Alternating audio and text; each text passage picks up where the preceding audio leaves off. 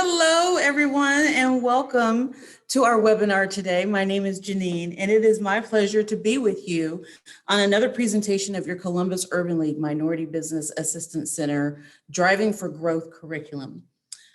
If you haven't noticed, I just want to call this out. We are really focused on all things procurement and how to help you skill up and gain in the confidence of getting those contracts, whether they're government contracts or private sector contracts. So I really hope that you are getting some benefit out of the programming that we're designing for you. It would be wonderful if you could chat with us and just kind of let us know, thumbs up, thumbs down, how you're feeling about some of the programming you're getting from MBAC in this regard, because we're definitely here to serve you. And we want to make sure we're bringing the right content to you to help you really kind of grow and scale up in your business, i.e. Driving for Growth curriculum.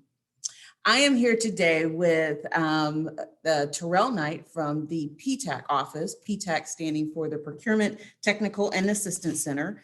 And he's really here to talk to us about everything regarding government contracting. So as you know, if you've been in our webinars before, you know that I manage the chat for you.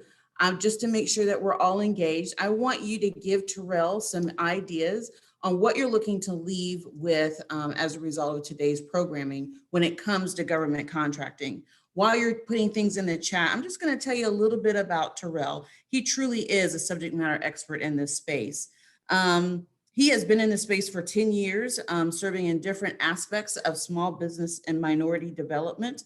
And he's been with OMSDC, so he definitely knows about the private sector side. He works with MBEs on a regular basis, and I'm happy to have him as a close colleague as we collaborate in this space here. So I don't see quite anything in the chat just yet. Looks like you guys are being a little shy, but nonetheless, Terrell is prepared to engage with you and make sure that you know about everything when it comes to the fundamentals of government procurement and contracting.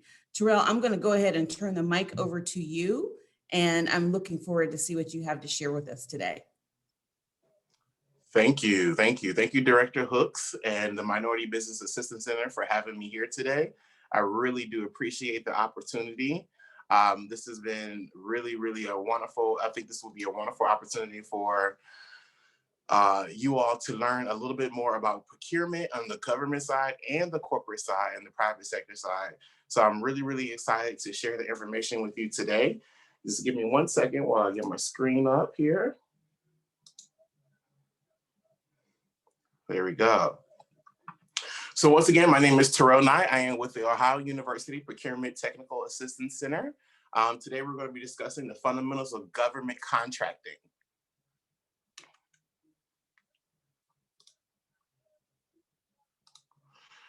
The Procurement and Technical Assistance Center helps Ohio businesses seeking to compete for federal, state, and local government contracts. The program is part of a nationwide network of Procurement Technical Assistance Centers created by the U.S. Department of Defense, administered by the Defense Logistics Agencies of Small Business Offices. In Ohio, the Ohio Development Agency manages the program, which is hosted and executed by the community-based universities, organizations serving local businesses.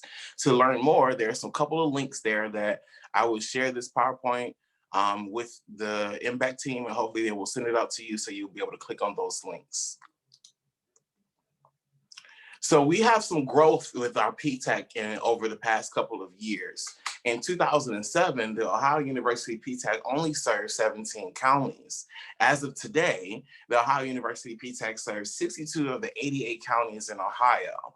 Out of our over 1,000 active clients receiving counseling from OU PTAC, a total over $1 billion of contract was awarded last year in 2020. So that is something to recognize and to highlight as how the technical assistance that we're providing to the businesses we serve has grown exponentially over the years. And, you know, $1 billion in contracts awarded last year in itself is, you know, over $1 billion is a number that is something that shouldn't be sneezed at or laughed at. Please, we do take contracting very seriously. And we want to make sure that we are achieving the overall goals and success for your organization as well. Federal contracting. So when it comes to federal contracting, consider this. It is a huge market. Over $500 billion in sales a year goes out to businesses throughout the country. The federal government is the largest purchaser of goods and services for any in the business industry. So this is a huge market to take advantage of. And there's a lot of opportunities out there. It's just navigating the space. And that's what the Procurement Technical Assistance Center is here to help you do, is navigate how to be able to be successful to get awarded a contract with the federal government, state government, or local government. There's on-time payment with government contracts. The government is a good repeat customer. Once they start working with you, they like to continue to work with businesses that they've already worked with because they're familiar with them and they have a good working rapport with them. So it's a good repeat customer once you get inside that door. And it also brings dollars to Ohio and your top line. And some companies out there is getting this work, so why not you? If somebody's out there winning these contracts, some companies out there is succeeding and doing well, why aren't you? So when it comes to making a decision, like I said, the government, what do they buy? Practically everything. But you have to understand that you need to find out what your core competency is. You have your NAICS codes, your NAICS codes. I always recommend to businesses to not exceed more than 5 to 7 NAICS codes when you're filling out your registrations for SAM, et cetera, because you don't want to come off as a jack of all trades and a master at none. So you really need to sit down with yourself and your other leadership that is part of your team and decide, what are our core competencies? What are we really good at? And how can we be able to sell and succeed in a government space? Is your commercial market strong? Do you have the adequate financial resources? Sometimes in government contracting, it's going to ask you to spend money before you actually receive your first check from them. So you got to have enough financial resources to fulfill the RFPs that are out there prior to you receiving your first check. And are you willing to make this investment? Not only an investment financially, but an investment with your time. Government contracting is a marathon. It's not a sprint or a short distance run. It really is a long distance run marathon. And getting inside the door is not impossible, but it does take a lot of due diligence and sweat equity that has to be put forth to be able to be successful in this space. So just breaking down a couple of things so that you see where the spending lies. So this is fiscal year 2019. And the Navy is the largest purchaser that year, sitting around $120 billion in annual sales with small businesses. You go down that list, you have the Army, the Air Force, Department of Defense, Defense Logistics Agency, etc. But as you can see, these dollars are all equal into billions with a B. So you want to make sure that you're looking into who in the federal government especially is purchasing your goods and services. I'm here to help you out with that. I have market research tools that we have here at PTAC that can help you define who is the major purchaser of your goods and services that you provide within the federal government space. This is broken down by NAICS codes, NAICS codes, commercial building, institutional building construction. Of course, construction is going to be on this list. Construction is going to be huge. Construction is always happening. Computer system designs, facility support. So that's your janitorial services, your landscape services, et cetera, et cetera. Engineering services and aircraft manufacturing. As you know, the federal government is always building aircrafts. So, or fixing the aircrafts that they have already. So that is, if you're in that space, you're going to win by a large margin, sitting around $50 billion a year. Each year, the U.S. government spends billions of dollars purchasing goods and services from private sector firms. The government has a 23% goal to spend with small businesses as a set aside. And that 23% is then also broken down where there's a 5% goal with women-owned businesses, 5% on with disadvantaged/8A businesses, 3% with HUBZone, and then 3% with service disabled veterans. I'll break down those different subset categories in just a moment. This is just looking at the state of Ohio. So within the state of Ohio, as you can see, over the past couple of years, since 2015 to 2019, there has been a significant increase over the years of the spending that is done with businesses in the state of Ohio. Sales over the last 5 years is equal over $11 billion. So like I said, there is another opportunity for you to understand and get inside the door with state government, as well as to get inside the door with federal government. Here it is broken down to you by county. Here we are in Franklin County. I don't know if you guys can see that, but right there, dead in the center. And it was about $1 million spent within Franklin County, just between 2012 and 2018. So that is a lot to nothing to take for granted.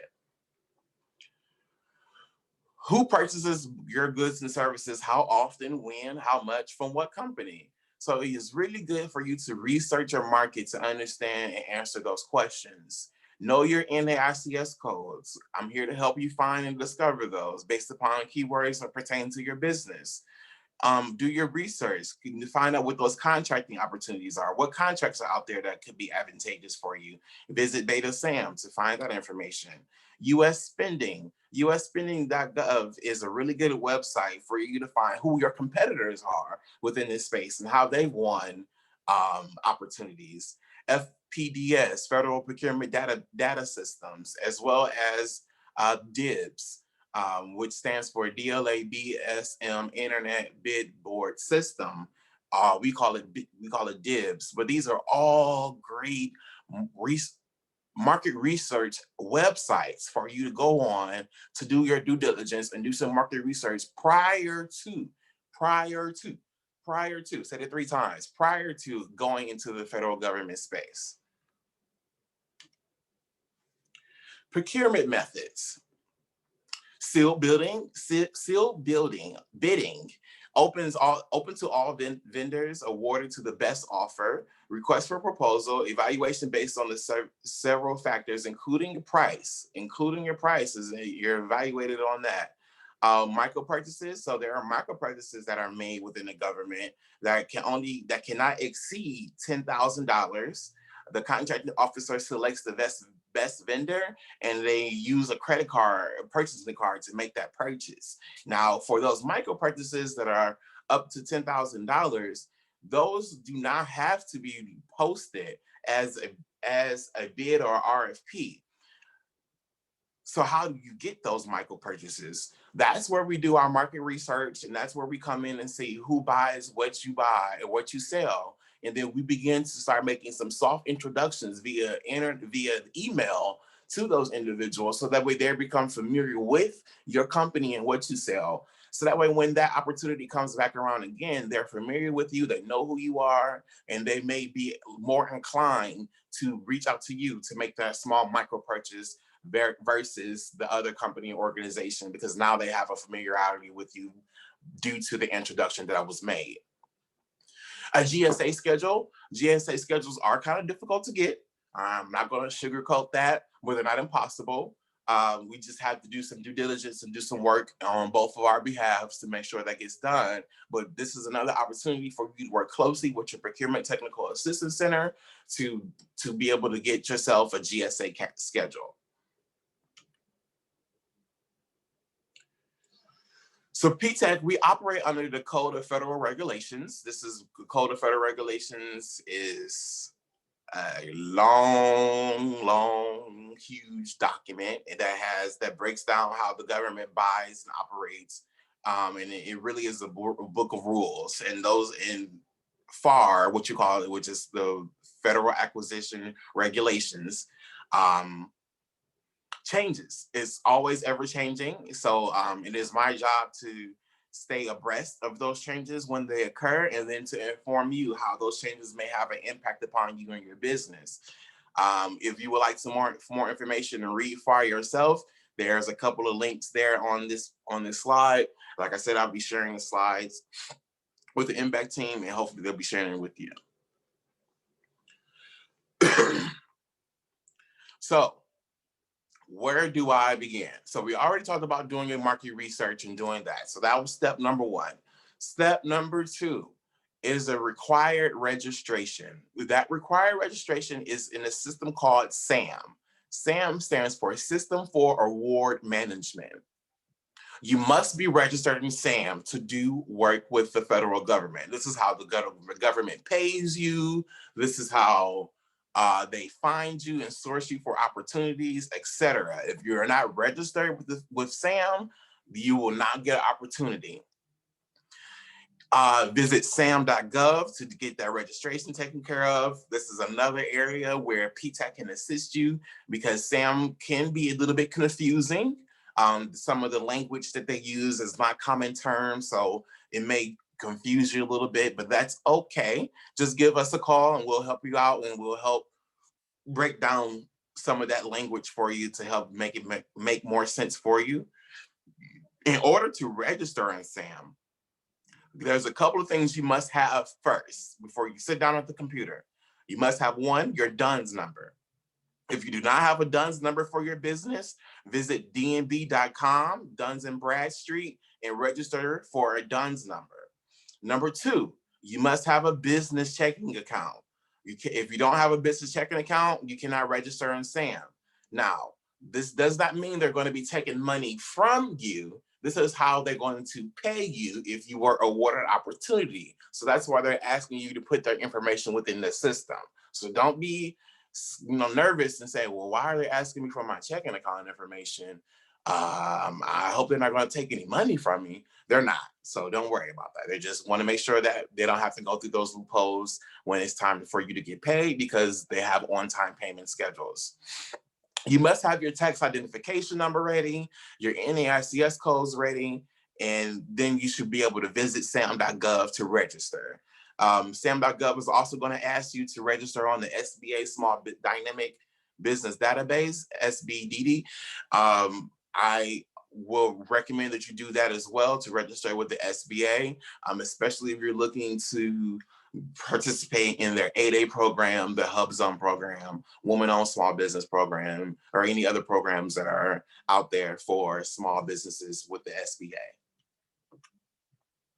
This is just the home screen of what SAM looks like. Right now, I will tell you, SAM is going through a major makeover. So it may not look just like this next week, but it looks like this today. You simply want to click on that login in the top right-hand corner over there, and it will direct you to how to create an account and then be able to go ahead and finish filling out the rest of the registration. So let's talk a little bit about those certifications that I mentioned earlier. There's your formal certifications, which is your 8A, your HUBZone certification. There is the ASMPP. There's a verification for veteran-owned small businesses. There's your self-certifications, which is just a small business, a veteran small business. And then there's a woman-owned small business certification as well. Agencies can set aside, restrict competition to any of the above groups if market research shows that there is an adequate competition. What does that mean? Set aside if there's adequate competition within the space, and there are a lot of the businesses that are set aside that compete for that competition, for that space, then they will designate a set aside for it. But if there are not a lot of businesses that are within those set asides competing for that space, then they will not designate a set aside for it. So it is important for you, whenever you do see an opportunity that is out there and you have one of these certifications in your tool belt for your business, to go ahead and respond to that RFP, because if not, then they're not going to place a set aside for it. So federal market research is done through the use of sources sought in beta SAM. So sources sought is what that is called. A sources sought notice is what it's called for you to respond to see if they can do work in that space. That's how the federal government does market research. So let's talk about the 8A program. You must be at least 51% owned, operated, and controlled by a socially economic disadvantaged individual that is a U.S. citizen, be in business for at least 2 years, sole source contracts, so up to $4 million in service contracts and up to $6.5 million in manufacturing. There's joint ventures and teaming that is encouraged in the 8A program. And then there's also a huge Mentor-Protégé program that is part of the 8A program as well. So you will be, a part of the program is for you to find a mentor, a business that is similar to yours, but larger in size. And they are to help mentor you and encourage you throughout your process of going through federal government contracting as well. The HUBZone program. The HUBZone program, you must be at least 51% owned by a U.S. citizen. The business must be in a HUBZone. And to find out if you're in the HUBZone, just type in SBA HUBZone in a Google search, HUBZone map, SBA HUBZone map in a Google search. And click on the link that comes up and type in your address. And that's how you would determine if you're in a HUBZone or not. 35% of your workforce must also live in a HUBZone. That's important to remember. 35% of your workforce, that includes you as the owner, must also live in the HUBZone. I believe the employee has to work a minimum of 40 hours a month to be considered of that 35%. So if the employee that works less than 40 hours a month, they're not included in that 35% that must live in the HUBZones. They have to work at least 40 hours a month. There is a 3% government goal to spend with HUBZone businesses. Agencies can restrict compositions to HUBZone businesses solely. And then there's a 10% evaluation preference to it in certain circumstances when competing with a large business. So you kind of get a 10% price evaluation preference by being in the HUBZone when you're competing against a larger business to help give you a little bit more of an edge and an advantage of being awarded a contract. Here is what the HUBZone map looks like.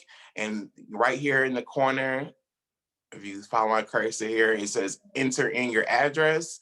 You just enter in your address, it will zone in to where that address exactly is. And then on the right-hand side of the screen, it will tell you if you're qualified or not qualified. The Woman-Owned Small Business Program. This is something that is fairly new to the federal government. They've just really, within the last year or so, established this program. You must be at least 51% owned, operated, and controlled by one or more women who are U.S. citizen. The women or women must manage day-to-day operations. There is a 5% set-aside goal for the Women-Owned Small Business Program, and set-asides are designated by industries based upon your NAICS codes. Here's a little bit more about the All Small Mentor and Protégé Program, ASMPP. To improve the protégé's capacity to successfully compete in federal contracts is the goal of the Small Mentor Protégé Program. It helps you learn new and improved business practices and explore expert readiness for international trade and contracts. So the Mentor program is really here to encourage your business to grow, to be able to advance in a way that will garner success for your business in the long term and in the short term. The mentor must be a for-profit business of any size, not owned by more than 40% equity, not own more than 40% equity in the business. No, you can have no more than 3 protégés as a mentor, and the mentor can compete for small business contracts. You as a protégé must be a for-profit business or agricultural cooperative. Already have a mentor. So that's one thing. If you think you want to sign up for the Mentor-Protégé program, you have to do your work prior to signing up to the program and say that you've established and found yourself a mentor prior to getting to signing up. You only can have 1 mentor at a time, no more than 2 in the lifetime of the program. access to a large network of future contracts, and the flexibility varies on the types of contracts to bid on.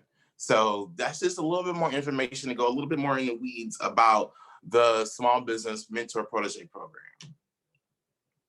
Are you a U.S. veteran? If you are, you're in luck. Selling to the VA and U.S. veteran, service disabled on veteran is a 10% goal for service disabled on veteran small businesses and a 12% goal for a veteran on small business. You must get verified through the VA, and you click on that link right there to do so. With all of these certifications, HUBZone, 8A, Women-Owned Small Business, Veteran-Owned Small Business, and the Mentor-Protégé program. If you need assistance going through those application process and finding a mentor, et cetera, let me know. Reach out to me, reach out to your local PTAC office. We will provide assistance to you in filling out those certification applications, help provide a little bit more clarity to you as the documentations that may be required for you to submit. And we'll work closely with you to make sure that you do get your certification if you qualify for it. We don't want you to get denied or turned back. There's a 3% goal outside of the VA for veteran-owned small businesses. So this is in other spaces of the federal government, and a 5% subcontracting goal for veteran-owned small businesses. So finding those opportunities. One, you want to become a PTAC client. So you want to register with us to become a PTAC client so we can help get you and find those opportunities within the federal government as well as with the state and local government to get you awarded a contract. We have a beautiful system, one of the most amazing systems. I think this is one of the richest resources that we have here at PTAC, and it's called BidMatch. BidMatch, essentially what it does is it scours various websites, DLA, SAM, etc., to find opportunities that could be advantageous for your business, and then sends them to you in an email. So that way you don't have to spend time scouring through these websites, clicking from website to website to website to website, trying to find opportunities for your business. We have a wonderful system called BidMatch. It will do that for you automatically based upon keywords and NAICS codes that we enter into the system.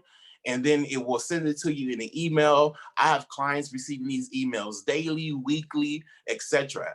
And they find it very, very, very helpful because that opportunity cost that you spend and the time you spend going through and trying to find opportunities and advantageous opportunities for your company, you don't have to do that no longer. You can just simply click on your email and open up that email and research those contracts that are within that email because you know they're for you.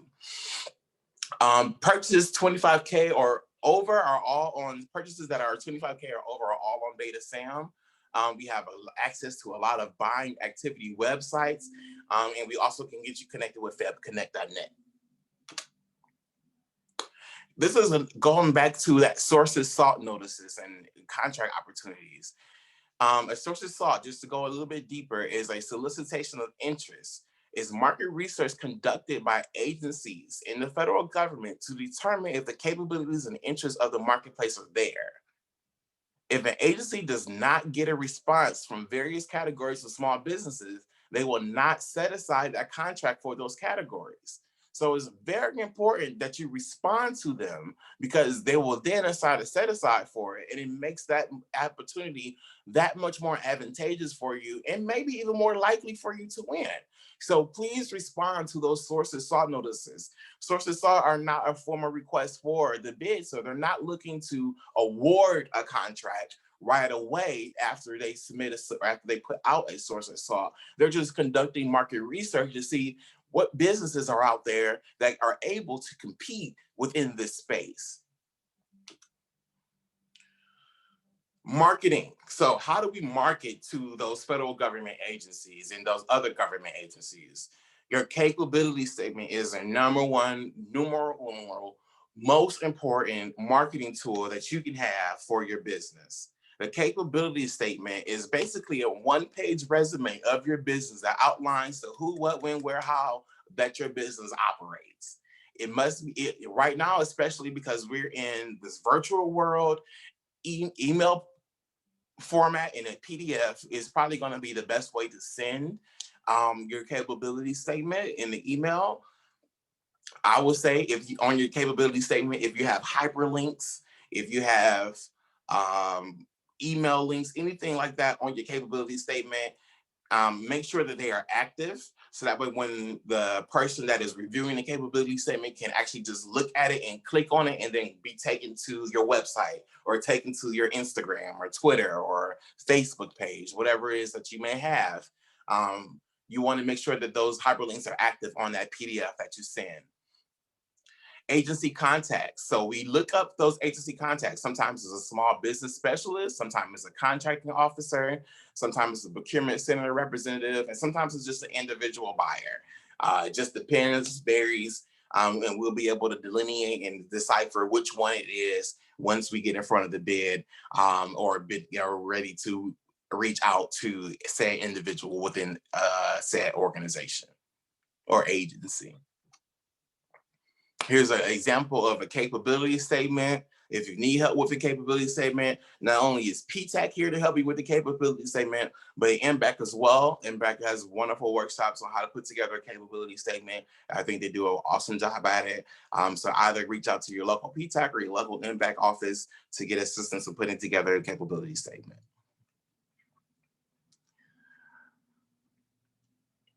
Let's talk about some do's and don'ts. What you do want to do. You want to know your customer. You want to know who buys your products or services. So that goes back to doing our market research. You want to know how they buy it. You want to know when they buy it. The when is very, very important. Why? The when is important because say you didn't get awarded that contract the first time around, but it's set to expire, go up for a renewal again in 2 years. You want to make sure within a year and a half that you've done your due diligence, you reached out, you've marketed, you've made contact, you've talked, you've discussed, you maintain contact.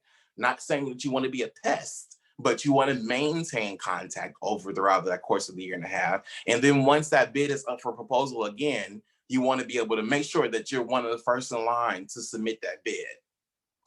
Know the rules. FAR, understand the federal acquisition regulations.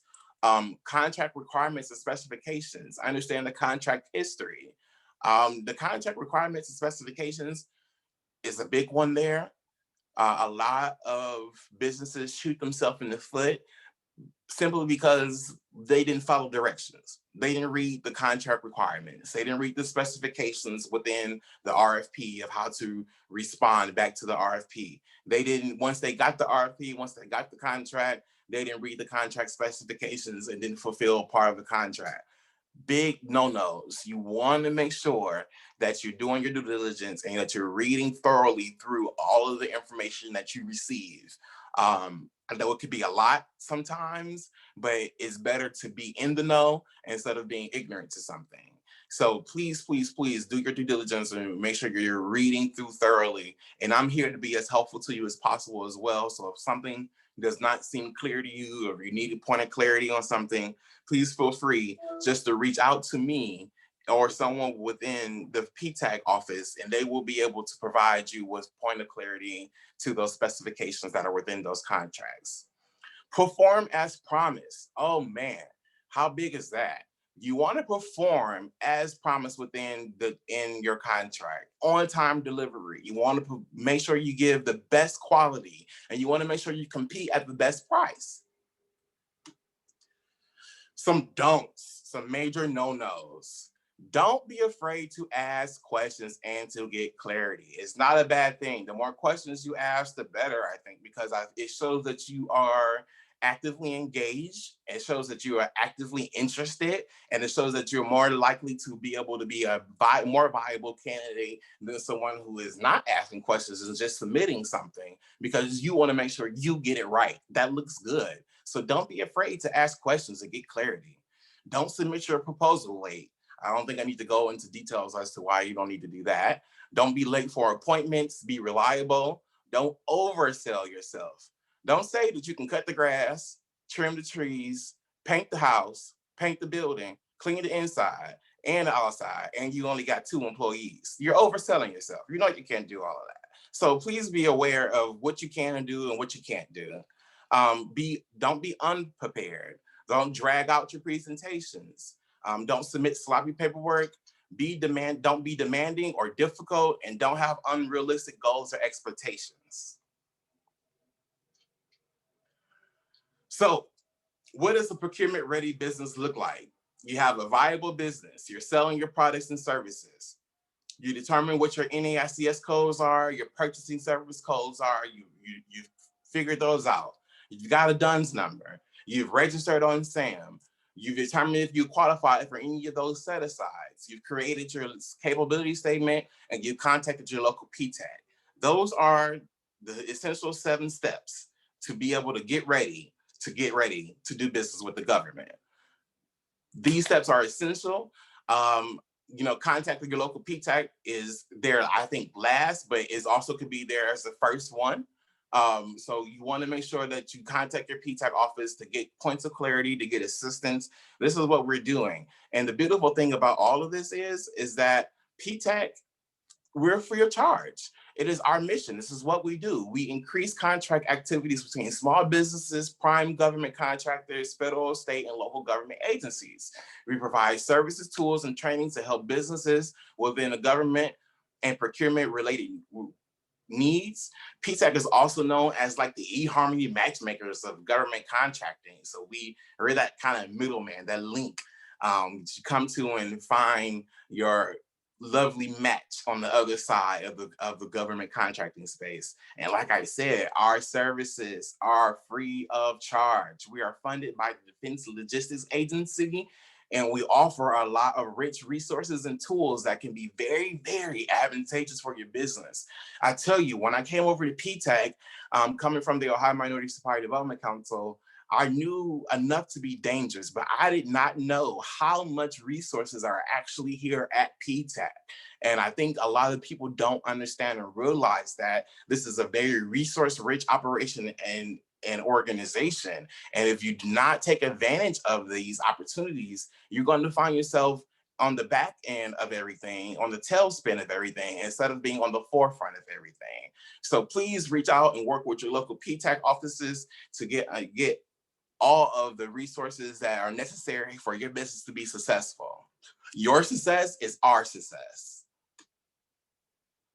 At PTAC, we offer one-on-one counseling services, professional customized services to assist Ohio businesses interested in obtaining government contract awards. Some of the services also include securing registration certifications, identifying solicitations, bid proposals, preparations, and bid match, marketing strategies and methods, subcontracting opportunities, research into government markets and forecasts, workshops and seminars, and post-award assistance. I do want to highlight post-award assistance. So you done your due diligence, you got an award, now what do? There's a lot of questions and there's a lot of work to do on the other side of once you receive the award, and we can help you and assist you with that as well. So where to find us? Like I said, Ohio University, PTAC, we serve 62 of the 88 counties. Visit ptac.ohio.edu and click on register as a new client at the very top of that page. If you are not within those 62 of the 88 counties, please visit that website listed there for PTAC in Ohio. And if you're not inside of the state of Ohio, there is a website there to help you find your local PTAC office within your local area. All right, that concludes my presentation, and I can open up the floor for questions and answers. Terrell, you did a fantastic job. I mean, I'm taking all kind of notes. I got a whole page of notes. And as I'm writing a question, your presentation answered the question. So, awesome. I mean, I so appreciate you. Our collaboration I've always just walked away being so inspired by your professionalism and how much you know about this business of procurement. So again, I thank you so very much. And I appreciate you being accessible. I think one of the things that we're trying to do here at the Impact Center in regards to procurement is to break down those perceived barriers about they're formidable, they're intimidating. I don't know how to, I don't know where to go. So many times I field questions about, I can't get to the purchasing agent or the procurement officer. How do I do that? They're not responding to me. So you being accessible makes all the difference in the world to the audience that's here. While folks don't have questions in the chat, which we can still, field and answer some of those questions, some of the things that I wanted to really highlight that, again, NBAC and PTAC really partner very well on would be on a capability statement. And to just kind of tie together the series that we've created. And at the very end, you and I are hosting a pitch competition where we're asking business owners to submit your capability statement and your pitch. Can you just talk a little bit more about our vision around that? Sure, absolutely. So as of today, we want to make sure that you guys are putting together a solid capability statement that can be viable and used in federal contracting, as well as in corporate contracting. Capability statements, as you know, when you are filling, you all are business owners, so I'm sure you haven't had to fill out a job application or do a resume in a while, but it's okay. We're going to dust off those skills and do it for your business. And you want to make sure that when you were prior to having a business and being a business owner, when you were submitting your jobs and submitting resumes and submitting applications, you make slight modifications to your resume to make it advantageous or viable to whatever company that you're applying for.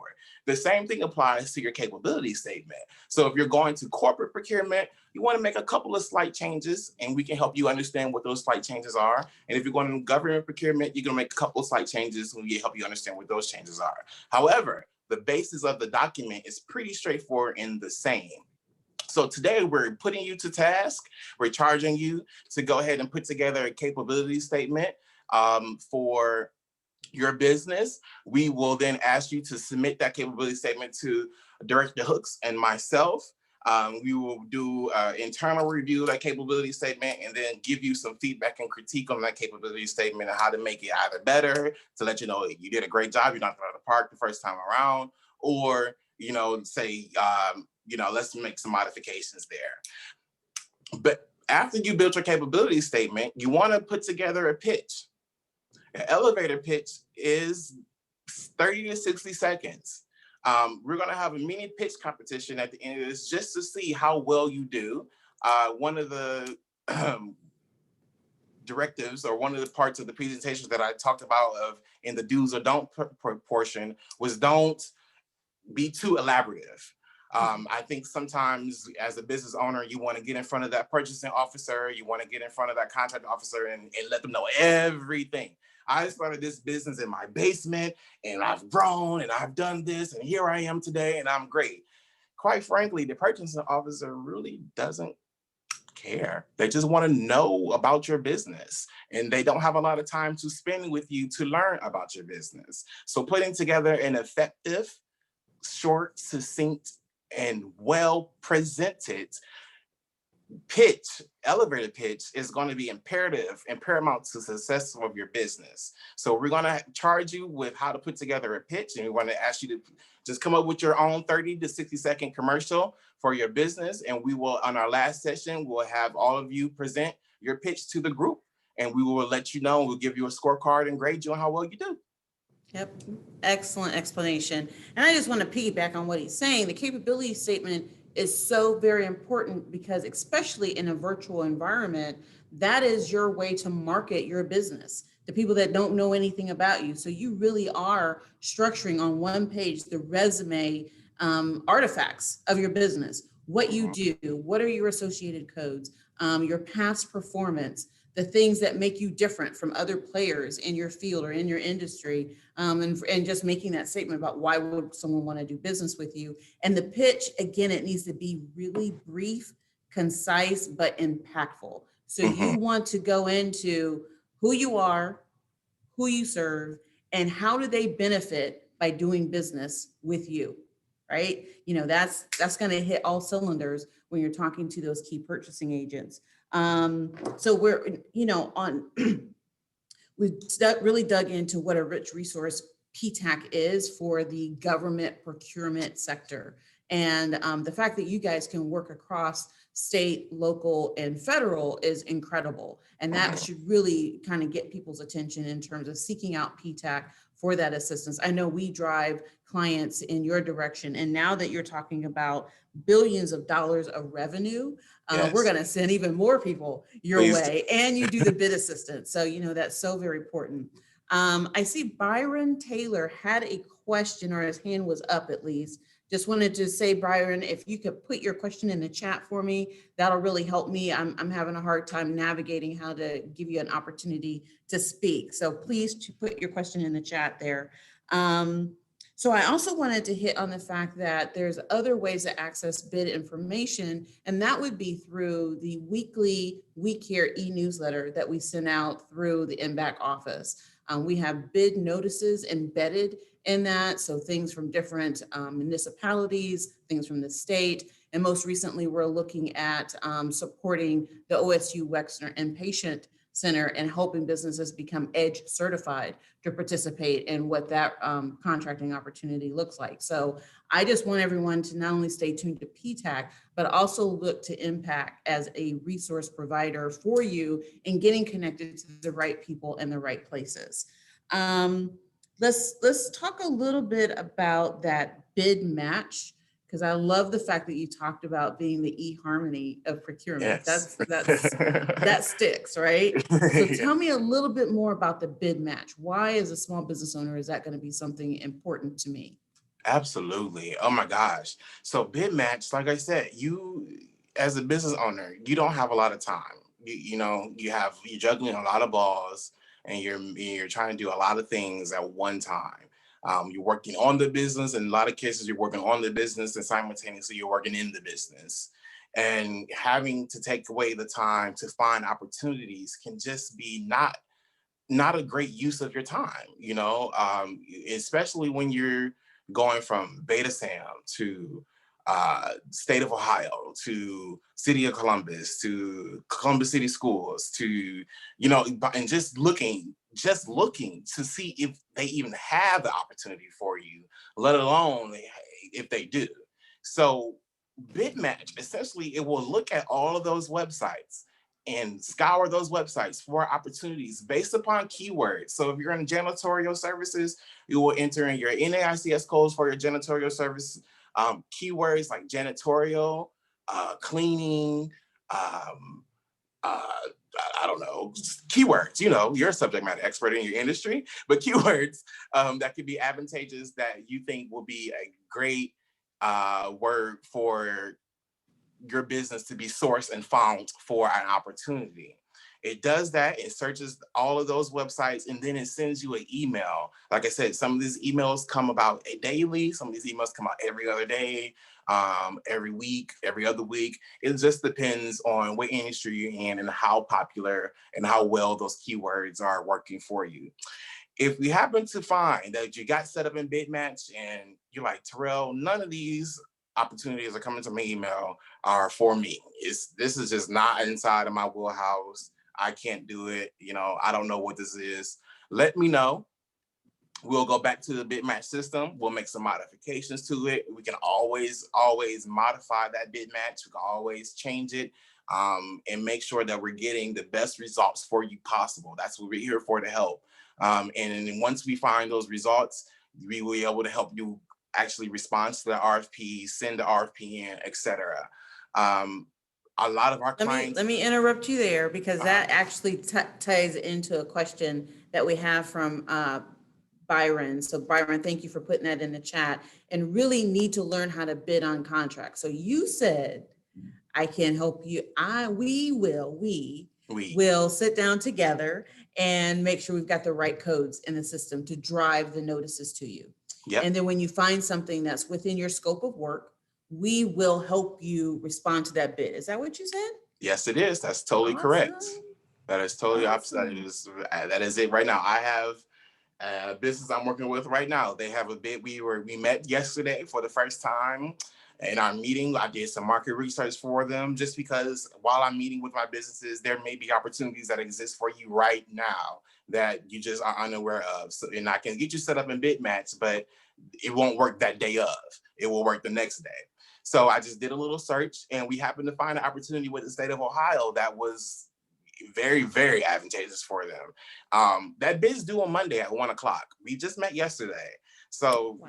they emailed me last night and told me that they want to take advantage of the bid. They want to go after it. And they're like, can you please help? So I am working with them very closely and putting together that response to the RFP and helping them submit it, make sure all the T's are crossed, all the I's are dotted, and that they put together a solid proposal, and it will be submitted Monday by 1:00.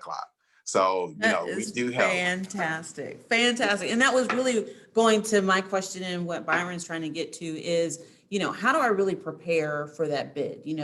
Chance favors the one that is prepared. So what types of things can we really start to pull together? We know our capability statement for sure. We definitely want to talk about our scope of work and services that we provided, even some costs that are associated with our product or service. What other key things are going to be consistent from one bid to the next, so some of our business owners start to gather? Past performance. They're going to look at your past performance. And as a new business coming into government space, past performance is going to be like, well, I don't have any. I know. I get it. I've heard it. I understand it. It happens. It's a reality. But once upon a time, the business that got that bid or that was awarded the bid didn't have past performance as well, and they got awarded. So it's not impossible. We just got to figure out ways to get you some past performance and figure out ways to answer that question in a succinct way to understand why and how you're doing your business. So past performance is going to be a big one there. Another thing that is going to be evaluated is your price, your cost and how you price out your goods and services. So I help you kind of make an evaluation determination. I can look up past contracts somewhat. I can't really get in the weeds, but I can find out who won the contract, et cetera, et cetera. Past contracts are awarded, and you as a business owner and as a U.S. citizen, as a citizen of the state of Ohio, you can submit a records request to receive a copy of the past contract. Now that does take a little bit of time, but it's good to have it because it does let you know what together and who won the contract, who and how they put together their proposal. So those are some things that are heavily considered, and we want to make sure we're doing our due diligence and answering them thoroughly. Just simply to say, I don't have any past performance and moving on, it's not a thorough answer. So I help you kind of put together an answer that can suffice for the moment, and then put together additional context so that way we can reach out to the contracting officer if they have any additional questions. Right. And as you're building your business, even as a new entrepreneur, you do want to stay connected to those reviews from your clients. And if you've done good work, they'll be happy to really kind of give you that raven review, and that feeds into what your past performance is. So you do want to think in advance a little bit about, okay, who can I go back to and collect some of this information? We've got another question in development here, but while we're waiting on that question to come through our chat cycle, I was really excited to hear about the $10,000 and under bid opportunities. I mean, that's huge, right? I mean, if as a small enterprise, if I can string together a couple of those, that's really going to help sustain my business. Can you talk a little bit about the types of goods or services that you may see in those 10,000 or less bid opportunities or contract opportunities? They vary. As you know, the government buys literally everything, and from widgets, pencils to pens, paper, anything like that. And those typically tend to be the type of purchases, those micro purchases. Oh, I need a new computer. I only need 3. I don't need 5. Oh, I need new software. Oh, I need new supplies, et cetera, et cetera. Those purchases are $10,000 or less, but they exist, but you don't know they exist because they're not posted, they're not there. So how do you get awarded, or how do you get in the know, or how do you get amongst the number of businesses that are reached out to get that? we have to find out, well, who in the government is actually purchasing your goods and services? Who in the government is doing that? And so we'll do a little bit of market research for you to figure that out. After we've done that market research, 9 times out of 10, I typically can find a point of contact within that agency, and we can begin to develop a conversation, build a rapport, build a relationship with one another. And that way, whenever that micro purchase comes back around and they need that again, they're more familiar with your business and they understand who you are and what you do. And they feel comfortable with reaching out to you and saying, hey, I just need to purchase 5,000 pens. Awesome. Awesome. All right. So we've got another question from Michael. Thank you for posing that one. Michael's question is, how can I get registered as a MBE if I don't have past performance? I think I'll take this one, Terrell. Okay. If you're looking for the State of Ohio Minority Business Enterprise certification, one thing you must have in place is that you've been in business for at least 1 year. Okay. And then from that 1 year of business, we'll be looking for you to supply the required documents that support what you've done in terms of contracts, invoices, agreements, lines of credit, a variety of things. So we are very skilled here at the MBAC office to help support you in understanding what is necessary to get that MBE certification and to be successful with that. And then from there, there are other certification opportunities that can get you onto the federal level. So Michael, I hope I answered your question, and I really, really hope that you're registered with us so we can get you going on that MBE track. Great question. And you don't have to have past performance to be an MBE. So you don't have to have, past performance to get registered as an MBE. So keep that in mind as well. You don't, but we will help you craft that capability statement, because that's something that's just, it really is just a necessary element in all of that. Excellent question. If anyone else has another question, we're about to go into wrap up mode. Terrell, I just want you to leave us with one golden nugget that wasn't in your presentation. I don't even know if there's any left. One golden nugget that you really want to, you want small business owners to know about the value of going into contracting. Sure. Why should they do it? Listen, I understand. Fatigue is real. Getting tired, going through the system, going through the base, going through the different various, jumping over the hoops, jumping over the hurdles, trying to figure out where to go and how to go, and navigating the government contracting space can be an arduous task that can tire you out, and you can get fatigued and don't want to continue to do it anymore. That is the biggest mistake you can make. Continue to chop at the bit. If you need to take a break for a couple of days, take a break for a couple of days, take a break for a week, but do not stop your process. Do not stop working and getting inside the government contracting space. Because when you do that, you set yourself behind. There is going to be another business that is competing next to you that is going to continue to chop at the bit and continue to work at it. And they are in your same industry. They're in your same size. They're your same. They look very similar to you. And because you stopped and they kept going, they got awarded and you did it. So you want to continue to go. If you need help, you need a vent. You need a friend. Call Director Hooks. Call myself. We're here to help you. We're here to calm you, to ease you, but we want you to continue to go, especially being a minority business. I cannot emphasize that enough. There are a lot of impediments that are in the way that will try to get you to stop, that will try to get you to not go on and not carry on any further. Please do not fall for it. Don't fall in the traps. Continue to work, continue to go. The biggest reward is always given to the one that works the hardest. And I want you to continue to strive for success. Continue to put in that sweat equity. It is a marathon. I cannot emphasize that. As you see, there are 7 steps that you got to do before you can even take your first look at a first contract, to look if you want to even get inside at the door. So, and then want to apply for set-asides, getting the certifications, all of that are tasks that are not easy. They're not 1-2 press play steps. So please, please, please, please continue to chop at the bit, continue to be tenacious and have that tenacious spirit to be able to be successful in this space. You're going to have to do it. So I don't want you to quit, because I'm not giving up on you.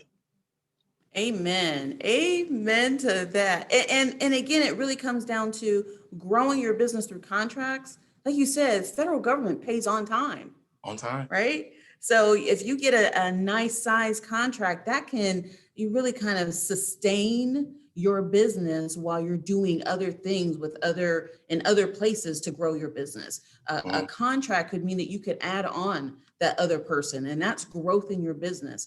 And those are the types of things that our programs are here to really help you do, groom you through, and make sure you have the support and resources. So if you're a solopreneur and you're like, I don't have the time, you got a Terrell Knight sitting on the other side of the phone that's ready to sit down with you shoulder to shoulder and make it happen. You've got a Columbus Urban League MBAC that's ready to sit down with you and help you knuckle down and get that certification and get you onto the other resource partners that we have in this space. So I just encourage everybody to really take us very seriously, because we're not going to stop talking about this. We're just not going to stop talking about it. It is the mission of the day to help businesses secure those contracts and grow their business through those contracts. So that's enough from me. I'm on my soapbox. So I'm going to hop off and just extend the warmest thanks to you, Terrell. You did a fantastic job. And as always, I love to collaborate with you and partner with you.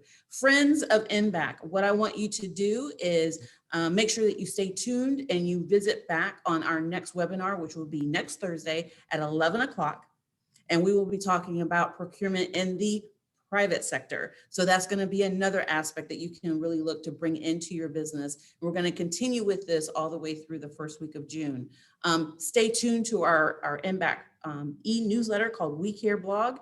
It's going to be there for you, chock full of information that's happening, not only that's going to be relative to your business, but also to your home, your family, getting vaccinated, just tons of opportunities and information that's going to be listed there. And most importantly, know that we will get this recorded, produced and ready to send out to you, and you'll have it in your inbox probably by tomorrow afternoon, so you can go back through all of the wonderful content that Terrell has shared with us, and make sure you click on those links to get yourself going. Again, my name is Janine Hooks. I am serving at the Columbus Urban League Minority Business Assistance Center, and it's been my pleasure to spend this time with you today. Thanks again, Terrell. Have a great afternoon. Thank you. Don't forget your capability statements in your pitch. Start working on those.